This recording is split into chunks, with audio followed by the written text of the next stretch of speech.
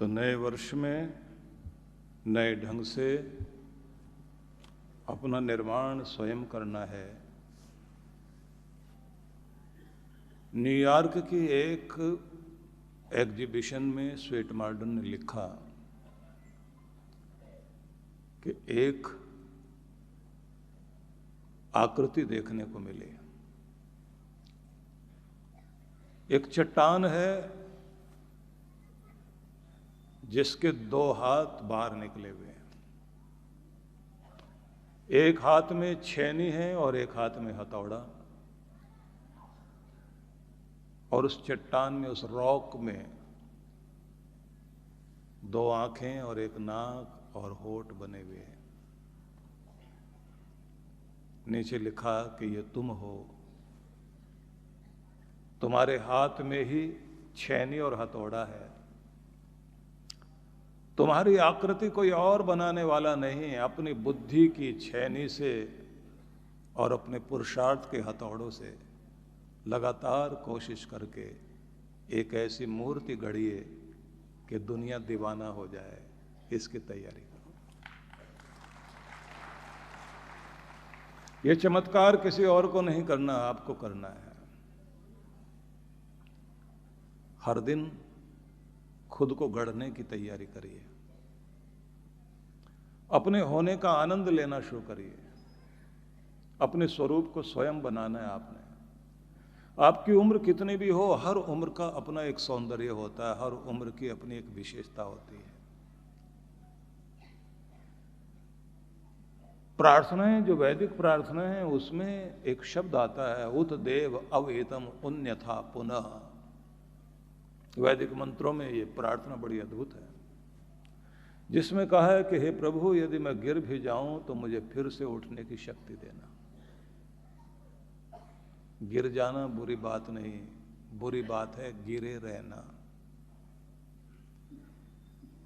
गिर गए, कोई भी कारण हो सकता है, पर गिरे रह गए ये सबसे बुरी बात है।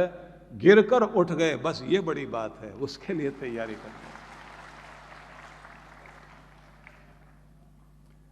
इसलिए स्वयं के स्वरूप को जगाना पड़ता है। आप सोचिए, किष्किंधा की गुफा में रहने वाले हनुमान, सूचना मिली कि कोई 2 राजकुमार धनुर्धर दिखाई देते हैं, पहाड़ों के बीच से और जंगल को काटते हुए सामने आते हुए दिखाई दे रहे हैं।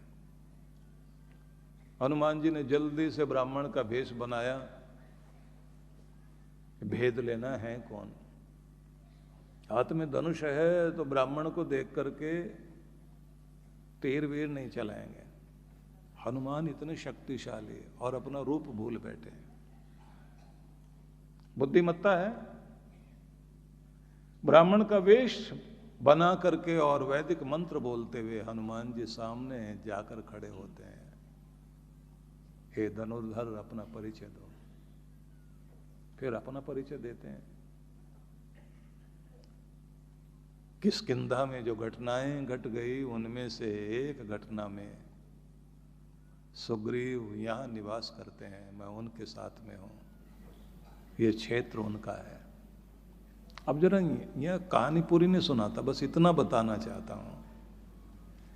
हनुमान जी का एक रूप ये है, एक रूप वो है जब जामवंत उनको जागृत करते हैं, उनको उनका स्वरूप याद कराते हैं। और लक्ष्य मिला है कि सीता जी की खोज के लिए आपको जाना है, समुद्र को लांघना है। अब सोचिए कि कहां वो अपना स्वरूप भूले बैठे हैं, और जब जागृत हुए तो समुद्र इतना कठिन है, दुस्तर है। जगाया गया तो कहते हैं हनुमान जी एक उछाल में लांग कर समुद्र को पार कर गए। बीच में मैनाक पर्वत था, वो भी आकर्षण दिखा रहा था कि थोड़ा आराम करिए, यहाँ आइए। सब आकर्षणों को पार करते हनुमान जी दूसरे किनारे पहुंचते हैं। ये एक कथा हम सब लोग सुनते हैं। अब यहाँ रोक कर आपको बताना चाहता हूं, हनुमान जी को बजरंग बली कहते हैं। गिरे थे तो पत्थर टूट गया था। वैसे शब्द बजरंग बली नहीं है, शब्द है बजरांग बली। वज्र जैसे अंग हैं जिनके, तो वज्र अंग, वज्रांग बलि, तो सामान्य भाषा में बोला जाता है बजरंग बली। तो इतनी शक्ति वाले भी अपनी शक्ति भूले बैठे हैं, तो वो रूप अलग है। और जब जगाया गया, जामवंत के द्वारा पहचान कराई गई कि आप क्या हैं, तो जो सबको दुस्तर लगता था समुद्र, एक लंबी कूद लगाई और पार कर गए। बस यहां ये बात याद रख लेना, परमात्मा ने आप सबको भी बहुत बहुत शक्ति दी है। बात इतनी है, जो जग गया वो पार लग गया, जो सोया रह गया वो किनारे रह गया। इसलिए स्वयं को जगाइए, अपनी शक्ति को पहचानिए। सारा दिन हम अपने आप को कोसने में लगे रहते हैं, इसलिए हमारे अंदर नेगेटिविटी बहुत ज्यादा रहती है। आज के चिंतक बोलते हैं कि 50 से 60 हजार विचार मस्तिष्क में आते हैं और उनमें 70% तो घोर निराशा वाले, नेगेटिविटी वाले थॉट्स होते हैं। 20% वो वाले होते हैं जो मिले जुले होते हैं, और कुल मिलाकर के 10% ही ऐसे होते हैं जो आपके अंदर उत्साह वाले होते हैं, पॉजिटिविटी से भरे हुए होते हैं। तो हर दिन अपने आप को खुद पॉजिटिव करना पड़ता है, अपनी अच्छी सेहत के लिए, अपने घर के प्रेम और प्रसन्नता के लिए, अपनी कार्य कुशलता के लिए, अपनी गुणवत्ता के लिए। हर दिन आपको स्वयं को खुद तैयार करना पड़ता है। टाइम सबके पास उतना ही है, वही 24 घंटे सबके पास है, वही महान पुरुषों के पास थे, वही आपके पास है। जिसने उसका उपयोग ठीक से कर लिया वो तो कुछ बन गया, जो उपयोग नहीं कर पाया वो कुछ भी नहीं रह गया। इसलिए ये बात ध्यान रख लेना, समय तो सबको मिला है। जो समय को पहचान गया वो निखर गया। भगवान जब भी कुछ देते हैं तो कुछ चीजें ऐसी देते हैं कि जिनको उन्होंने बड़ा नाप तोल के दिया। वक्त ऐसा ही है, नाप तोल कर मिला है। और इस नाप तोल के दिए हुए वक्त में समय को ऐसे समझ लीजिए, धन खो जाए दोबारा कमाया जा सकता है, सेहत खराब हो जाए दोबारा कमाई जा सकती, प्रतिष्ठा आपकी खराब हो जाए दोबारा ठीक की जा सकती। लेकिन वक्त अगर आपका निकल गया तो दोबारा उसको दुनिया में कोई वापस नहीं ला सकता। इसलिए अपने वक्त का महत्व समझ करके आप, हीरों से भी कहीं कीमती है आपका वक्त। अब इस इतने कीमती हीरो जैसे वक्त से क्या खरीदना है, उसको इन्वेस्ट कहां करना है। अपने समय को वहां आप प्रयोग कीजिए जहां से आप कीमती बन सके। कीमती दे करके कीमती बनने के लिए आपको काम करना है।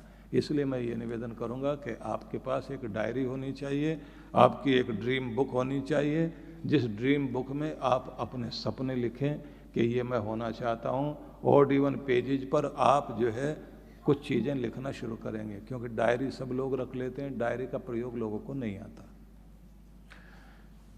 लेफ्ट वाले पेज पर आपको लिखना है मेरा आदर्श, मतलब एक अच्छी सेहत वाला आदमी कैसा होता है, क्या क्या करता है, कैसा आहार, कैसी दिनचर्या, कैसा व्यायाम, किस तरह से वो सोता है, किन किन चीज़ों का ख्याल रखता है, और अपने समय का उपयोग करते हुए किस तरह से हर दिन अपने आप को ऊर्जा से भरपूर करता है, वो सारा लिखना।